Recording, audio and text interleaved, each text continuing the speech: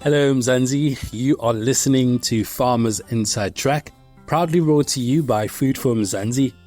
Officially, this is the world's best podcast for 2024, as awarded by One IFRA, the global organization for the world's press.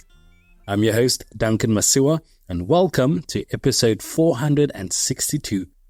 Now, in this episode, recorded live at Nampo Cape 2024, we're joined by leaders from Landbank. We hear from Themba Rikhotso, CEO of Landbank, as he reflects on the bank's journey out of a 4-year default, discussing key strategies for recovery, priorities for restoring stakeholder confidence, and the impact on agricultural financing, especially for small-scale and new-era farmers. Craig Harrison joins the conversation. Craig is the Provincial Head of Landbank in the Western Cape, and he addresses the challenges facing new-era farmers in a competitive market and share insights on successful initiatives supporting agricultural innovation. And finally, Mzi Shabangu will delve into how Geographic Information Systems are enhancing Landbank's decision-making processes and identifying new opportunities for investment and development in the agricultural sector. Here's a snippet from that interview. First of all, congratulations on emerging from a 4-year period of default. That's quite something to celebrate. For those who might not know what that means, quickly set the scene for us, and then you'll take us through some of the strategies that led you to be able to emerge from that. Thank you, Duncan. Indeed, a very significant milestone for us at the Landbank. As many will remember, the Landbank went into a debt default back in April 2020. We had challenges with paying some of our loans, and one lender panicked and accelerated, meaning that particular lender demanded an immediate repayment of that loan. Because we didn't have money at that time, it then triggered what is called the cross-default clauses, which then meant that the entire book of 40 billion at a point in time also got defaulted. It then sent Landbank into a debt default. And since 2020, we have been trying to negotiate for a debt restructure solution with our lenders. Of course, this week, we announced that we have been able to reach agreement with our lenders and that we are effectively getting out of default. It's a significant milestone for us for the simple reasons that the bank has been operating in default since 2020, which is more than 4.5 years. And for a critical financial institutions like the Landbank to be operating out of default, it meant that we're not able to carry out our mandate during this period. Landbank is a dedicated DFI in the agricultural sector with the mandate to develop the sector and also to transform the sector. So we were not able to do that. Of course, if you look at what enabled us to be able to reach such an agreement and, of course, convince our lenders that we had a solution that they had to buy into, were quite a number of things. When the current board came in about 3 years ago, they focused on a turnaround strategy for the bank. And with the turnaround strategy of the bank and effectively a strategy that will reorientate the bank towards its development mandate, it had critical elements that we had to focus on. But key to mention was that we had to overhaul our operations. We had to look at overhauling our policies and so as our systems. About 5 things were identified as critical elements, and we really focus on executing on the 5 things. And I'll talk a bit about the 2. So the one is we had to look at our funding model, which there's been quite a lot of discussions around the need for our funding model to be reviewed. The second element is our commercial model, which there still needs to be quite a lot of work in us looking at our commercial model. We got into financial difficulties because our commercial model was not strong enough. We didn't have enough liquidity. The 3 other strategic elements that we had to look at was our operating model, where we had to sit and revisit our operating model, ensure that we have the fit-for-purpose operating model and that we can operate effectively. Number 4 was looking at our delivery model. How are we able to deliver our services to our clients, both physically and electronically? And of course, the last one was looking at our credit risk model. Our credit risk model was one of the reasons why lenders could buy into our debt restructure solution, We had to share with them our credit policies. We had to demonstrate to them that we've got a solid credit risk approach, and that actually is something that should give our lenders comfort. Of course, there's still a lot of work that we need to do. Work has started to execute on the 5 critical elements, but I must say that there's still much more work that we have to do. And I mean, big ups to you and your team for being able to sort of turn the ship around. I remember when you came into the space, you probably had the second most difficult job compared to our president in turning around the bank. So congratulations to you and your team for being able to do that. Still a long way to go, but I think a lot already has been done. Tell me, how will the agreement reached with the lenders impact Land Bank's operations and help you in supporting the agricultural sector? And as you mentioned, the goal being a developmental bank of South Africa's agricultural sector. Look, this agreement is extremely important for us for a number of reasons. One, of course, reinforces the going concern status of the Land Bank. Whenever we're doing audit, there were always a lot of questions around our going concerns and our ability to remain as a DFI in the sector. So this agreement reinforces that. The other thing, of course, is that it gives comfort to our lenders that we have a plan to repay them and that they should stick around and support us. Land Bank is a Schedule 2 entity, which effectively means that we have to be funded in the debt capital market. We are not expected to be funded through government grants. So when our lenders are comfortable and happy that we will pay them, it means they will continue to support us, will continue to access funding. But the most important part, of course, with this debt restructure is that it gives us time for us to execute on our strategy and to start getting certain fundamentals right. The most important one is to sort out our funding model. And the discussions to sort out our funding model has already started. We had to put together the funding business case that we had to take it through our board, and our board has approved our funding business case. And we had to actually start discussing that with our National Treasury, with our shareholder, to start re-looking at our funding model as a bank. And getting the funding model right is very critical for us because we are a DFI that is supposed to transform the agricultural sector. And we have got to have the right sort of funding for us to be able to support the agricultural sector. I've said before that our mandate is, of course, broader than transforming the sector. We've got to develop the sector at large. For the commercial sector to continue to get support from the Land Bank, it means we also need to get the right type of funding for us to support the commercial sector. So getting out of default gives us an opportunity to execute on our strategy and ensure that we address our funding model. We need to also address our commercial model. It must never happen that we find ourselves in financial difficulty. We need to build a strong financial base, be able to generate income. Of course, we are a DFI. We are not measured on the profits that we make, but actually making profits helps us to have more money to support the sector.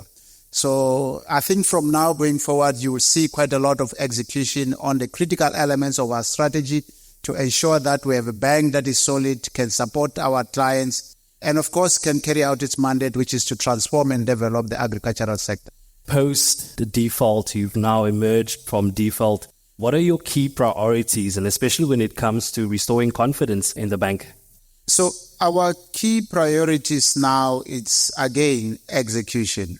What we did at the end of the last financial year was to reconfigure our operating model and change the bank structures. If you look at our new operating model, we have strengthened our banking operations and we're starting to decentralize a lot of processes in the provinces. That means that we are empowering our provinces who are closer to our clients to be able to respond quicker and provide services quicker to our clients. So the focus going forward is really to embed that new operating model, make sure that we bring the right capabilities and capacities to our provinces, and also start to give them the other critical functions that they support. We are putting in the credit functions into the provinces. We're putting in the legal functions into the provinces just to ensure that they are able to respond quicker and support our clients. Of course, delivering to our clients is very, very important. We've also set ourselves targets such as starting to have a targeted client experience. We want our clients to experience a certain experience from us, and for them to start actually seeing us as a bank that is there to work with them, to deliver for them, and to actually prioritize solving for their needs. So execution is going to be everything that we're going for the next couple of months, I should say. I suppose some will say that the real work only starts now.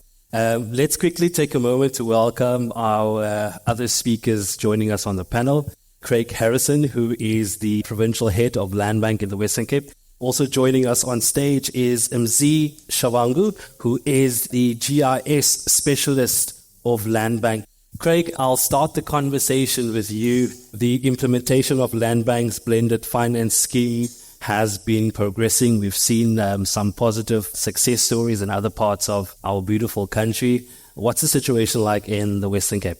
We have been quite successful this financial year that started 1st of April, where we could, through blended finance, with the blended finance fund, obviously assist quite a number of new entrants coming into farming operation, funding them, as well as existing farmers who's been funded through government to acquire farm and also to lease land. So we were then able to provide them with production support on that. So it's going slow in the province. However, we have had some success stories recently, as well as last financial year as well. So Themba, the blended finance program looks a lot at developing small-scale farmers, and a long time there was the perception that Land Bank did not support small-scale farmers, but we've seen that actually not to be true. There is support being directed to small-scale farmers in the form of the blended finance program. Can you share how this development, you believe, will influence Land Bank's approach to financing agricultural projects, specifically looking at the small-scale and emerging farmer section? Yeah, of course, blended finance is very, very critical program for us. And it's actually perhaps the most powerful tool that we have now to carry out our mandate in the agricultural sector. If we look at our strategic objectives, of course, our plan is to transform the sector. And by transforming the sector, we have got to bring in the new generation farmers into the sector and give them both the pre and post funding support. The blended finance program allow us to bring in new development farmers into the sector and also package some funding, some support solutions, both pre and post funding support. Of course, we have realized that the smallholder farmers, they struggle with getting the right technical support. In fact, a lot of them, they struggle to get the technical support even during the preparation of the funding proposal with the banks. So the pre-funding support enables us to work with them and help them to have bankable projects. And then after they've secured their funding, then it's important to give them the technical support. If you look at what we've been able to do, in the past, call it a year and a half of blended finance, we approved funding to 205 farmers, just under 2 billion. That's a very big number when you look at what we've been able to approve under blended finance. We were in Parliament sharing with the Portfolio Committee on Agriculture the numbers. If you look at our 2030 strategy, we said as a bank, we want to bring in 1,050 new commercial farmers into the sector. And when you look at just over a year, we're able to bring in about 205. I was comfortable to tell the Portfolio Committee that we are on track to actually bring in 1,050 farmers into the sector. So the support that we couple with the financing gives us the comfort that these farmers will be able to do what they are expected to do. They have the support to be able to be successful. And that success, it will not be by chance anymore. It will be through concerted strategic initiative that we are coupling with the blended finance. Mzi, Themba talks about the importance of pre and post support for farmers. Tell us a bit about how geographical information systems are being used in Land Bank's decision-making processes, because I believe that's also quite an important part when it comes to funding. So in terms of the GIS, how we are able to support the bank as much as the farmers, because they're also important. Within the bank, we focus more on the risk that is associated with the land itself, and according to the natural capital, then we are able then to assess and advise accordingly, but not just advise, but produce the evidence scientifically. So with that in mind, we also then are able to share that with the farmer to say that this is what your land looks like. And then we bring in different aspects of that. We bring in the climate, as you will know, in terms of climate change, but we will bring in the climate aspect, we bring in the soil aspects, when we bring in the slope and terrain aspect, and we take all of that and pinpoint it directly to that particular location where the activity is due to happen, and then we analyze that. And all of that is pre-entered data, which is analyzed by the machine in 15 minutes. Sure. And then we are able then to support the bank in terms of making effective decisions, as well as the farmers in terms of understanding the potential of that particular land involved. I suppose that then helps the bank in being able to assessing risks and opportunities when it comes to agriculture. Would that be part of that? 100%. There is no such thing as a bad farm. It's how you manage the farm. So hence, we then bring in the GIS to look at what possibilities in relation to this farmland. So then we look at different types of risk, whether it will be, weather-related risk and so forth. So we are able then to understand, in terms of the environment, because we have to protect the environment while we're busy with the farming. So we're able then to look at all the risk that makes up the potential of the business not being viable. So we're able then to advise the bank accordingly as to what crops are suitable in different areas based on their weather condition and their soils and their lands themselves. Quite interesting. Craig, at the Western Cape, and help me here, maybe it's a perception. The Western Cape is considered a province where it's quite difficult for new era farmers and emerging farmers to be able to farm successfully. You can list a number of reasons to why that is. The dominance of citrus and table grapes and deciduous fruits and various other reasons. Is that accurate? And if so, what are the challenges that these groups of farmers facing in the province? And more specifically, how is Land Bank supporting that? So Mzi said it quite well. The problem is not the farm. But in Western Cape specifically, the challenge that we have is farms are expensive. So the difference between productive value and market value, it's very often that you fall short on repayment ability, especially when it comes to having to purchase farm. But for that specific reason, we are now working closely with some of the departments in the province where we can then help de-risk some of the transactions that we are busy with so that we can help the farm. Either purchasing property, or we are looking at existing farms that have been purchased by the Department of Rural Development and Land Reform provincially, where we then assist those beneficiaries who have been afforded the 30-year leases, where we can fund either the purchase of livestock, production inputs, machinery that they require. And we also have a pre- and post-funding support mechanism that we are using, where the bank, in conjunction with the department, as well as the commodity groups, we work together to help a farmer to achieve their dreams and their goals that they have. So despite the challenges that we do have, which is predominantly high purchase price for farms per hectare, we then try to relieve that by working together.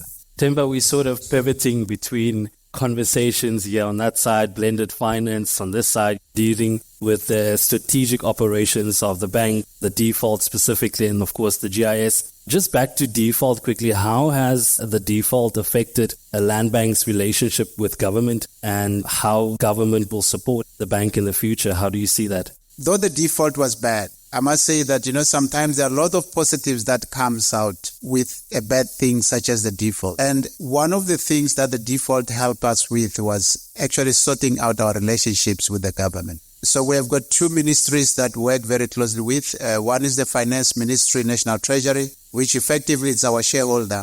The default has helped us to sort out our relationship with the National Treasury. Today, the relationship with the National Treasury is at its best, and we are able to get the support that we required for us to be able to get out of default. I must say that there's a huge amount of alignment with National Treasury on a number of things, including how the bank should be funded going forward and any other supports that we require. The other department that we work very closely with is the Department of Agriculture. The Department of Agriculture is our mandate department. The relationship with them is quite strong. So out of default, we were able to sort out the relationship with them. If you look at the number of programs that we are doing, they are aligned with the AMP. If we look at our strategic objectives, they are all aligned with the strategic objectives of the AMP.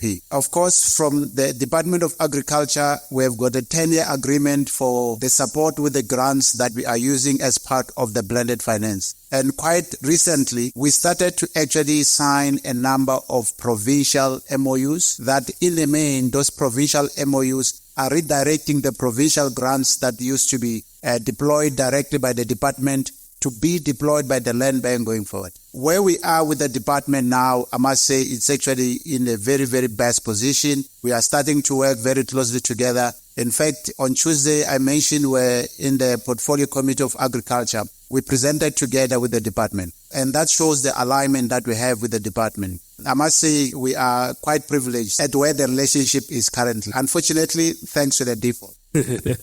Talk to us a bit about relevance. Craig made a point that the realities of farmers in the Western Cape is not necessarily the realities of farmers in the northern regions of our country. How will Land Bank make sure that its products and services remain relevant to farmers of all skills? I must say that despite the challenges that Craig alluded to, we are not doing too bad in the Western Cape. If I look at the performance of the Western Cape as a province, I think it's currently sitting at number 4 in terms of the progress on the blended finance. And there has been a number of very strategic transactions that we've done in the Western Cape. I think one of the strategic partnership transactions was only done here in the Western Cape. And the other provinces are yet to copy that. And this is a partnership where a black producer owns 60% and a big white commercial farmer has 40%. It has only been done in the Western Cape for now. So I think in terms of finding relevance, Craig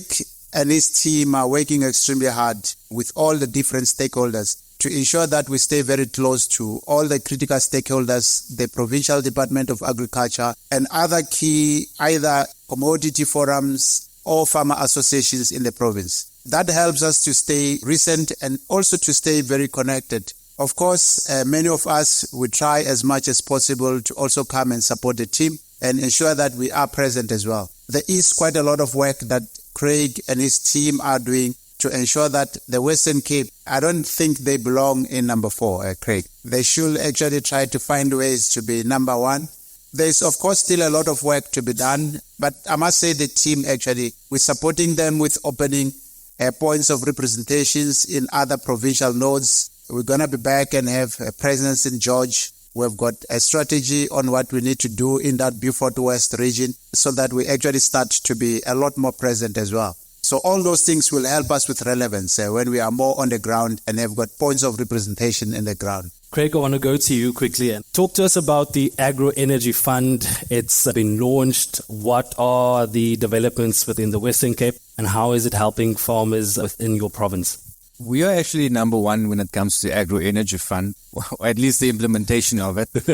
So something. So on Agro Energy Fund, we're doing extremely well in Western Cape. The rollout has been tough to start off with, but as the momentum has been going, we've been doing well, assisting farmers with the need for at least alternative energy solutions. One example that I can give, and I think this will probably help people understand what the Agro Energy Fund is doing and how it's benefiting farmers. There's one specific farmer, and I think the saving that he has on his farm with an installation for solar panels, inverters, and batteries that were funded by the bank, we provided him with a 50% grant, 50% loan over 6 years. The installment on the loan is equal to 890,000 Rand per annum. The saving on electricity cost is 900,000 per annum. In effect, the saving is paying for the installment for the installation while the rest, the 50% is a grant. So that's just an example of the benefit of the Agro Energy Fund. Agro Energy Fund helps us when we experience load shedding. But at this time, we're not experiencing load shedding, but we're still paying an Eskom account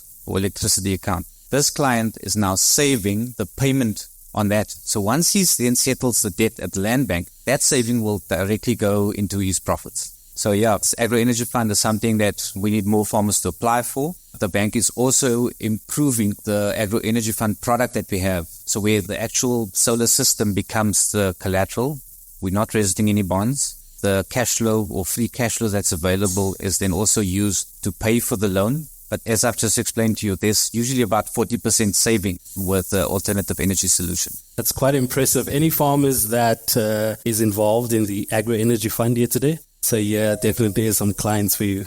Mzi, just staying with you quickly. So GIS, tell us, has it been able to help Land Bank identify areas of improvement or development? Maybe you can touch on that. That's exactly how we're using GIS for the bank. We're able then to identify the land as natural capital using GIS. What can the land produce? What is highly depending under irrigation or rain-fed? What can be done on that particular land? So with that in mind, what then we do, we have like 2 reports that we do. One report focuses mainly on the risk that is associated with that particular farm. And then we are able then from there to assist the land bank in understanding what are the risks and things that are associated with that farm. And then on the other hand, we have information and details about that particular farm in terms of what is its characteristics, how is the land in itself perform, what is available in terms of its natural capital. And then we are able then through that assist in that value lending chain to assist in making that decision. So that's part of the pre-support we give. But then going forward, we are then saying that now we need to monitor if it's crop, we need to then monitor the crop's health within the farms. So we are looking at then assisting the bank as well as the farmers in terms of how then do we monitor, how can we understand the farmer, because we have data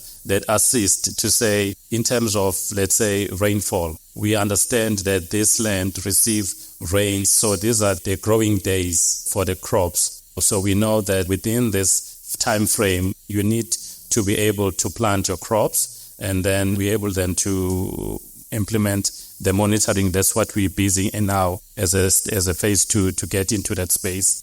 Thanks so much. That was, of course, Themba Rikhotso, CEO of Land Bank, joined by Craig Harrison, the Provincial Head of Land Bank in the Western Cape, as well as Mzi Shabangu. You can, of course, read more on this topic by visiting www.foodformzansi.co.za. And that's a wrap. Remember to subscribe to our podcast on your favorite platform so you never miss any of the episodes. From me, Duncan Masiwa, our technical producer, Megan van der Vent, and the rest of #Team Food for Mzansi, thanks for listening.